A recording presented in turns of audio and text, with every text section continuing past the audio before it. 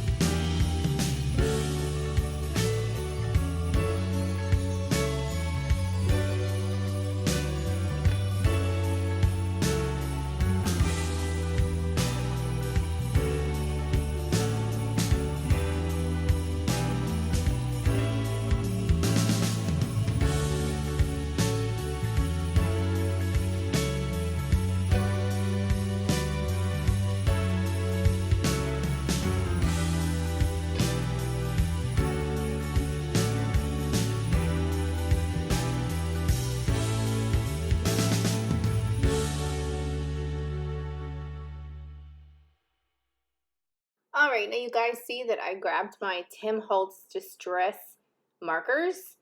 They are water soluble, so you can use them as a watercolor, which I love to do. He has so many different colors. You can use them as ink pads. I mean, you can use them to smush ink and make all kinds of, you don't know, like backgrounds and all kinds of things. But I use them a lot for watercolor. I also used a, well, you saw my markers, but I got out my Distress ink pad for that one in particular because some of my markers are a little dry, so I had to get the ink pads out. But you just rub them on like that on any non-porous surface. You could use a piece of wrapping, you can use a Ziploc bag, and you just pick it up with a little bit of water and a paintbrush. Here I have it's like the easy way.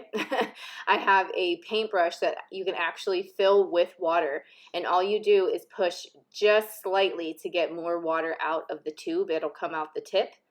And if you do too much, you could just, like I was doing off screen, I was just tapping it onto a paper towel to get some of the water off of there. Because sometimes it gets a little too diluted and then you can't see your color.